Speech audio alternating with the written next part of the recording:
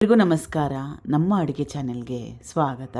ಇವತ್ತಿನ ವಿಶೇಷ ಗರ್ಗರಿಯಾಗಿರೋ ಅಂಥ ದೋಸೆ ಕೇವಲ 2ರಿಂದ 3 ನಿಮಿಷದಲ್ಲಿ ಮಾಡ್ಕೋಬೋದು. ಅಕ್ಕಿ ಉದ್ದಿನ ಬೇಳೆ ನೆನೆ ಹಾಕೋ ಅವಶ್ಯಕತೆ ಇಲ್ಲ. ಇದು ದಿಢೀರನೆ ಮಾಡೋ ದೋಸೆ ರೆಸಿಪಿ.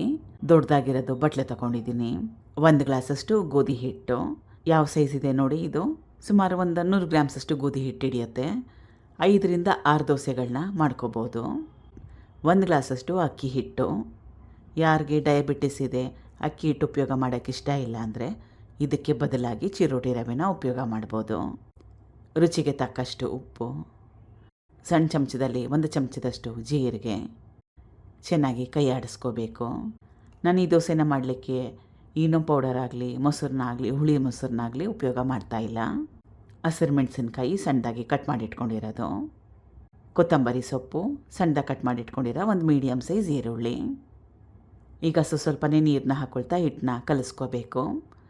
ಹಿಟ್ಟಿನ ಕನ್ಸಿಸ್ಟೆನ್ಸಿ ರವೆ ದೋಸೆ ಮಾಡಲಿಕ್ಕೆಲ್ಲ ಹಿಟ್ಟನ್ನ ಕಲಿಸ್ಕೊಳ್ತೀವಲ್ಲ, ನೀರಾಗಿ ಆ ರೀತಿಯಾಗಿರಬೇಕು.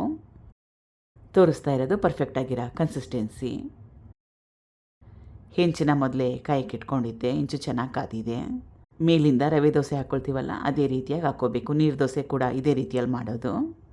ಎಣ್ಣೆ ಸ್ವಲ್ಪ, ನಾನ್ ಸ್ಟಿಕ್ ತವ ಇದ್ದರೆ ಎಣ್ಣೆ ಹಾಕ್ಕೊಳ್ದೆ ಕೂಡ ಮಾಡ್ಕೋಬೋದು.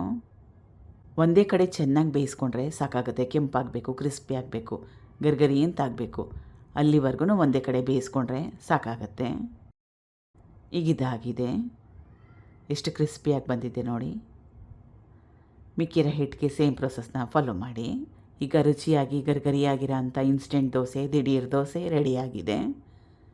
ಗೋಧಿ ಹಿಟ್ಟು, ಅಕ್ಕಿ ಹಿಟ್ಟನ್ನ ಉಪಯೋಗ ಮಾಡಿ ಟ್ರೈ ಮಾಡಿ ನೋಡಿ. Thank you for watching. ಧನ್ಯವಾದಗಳು.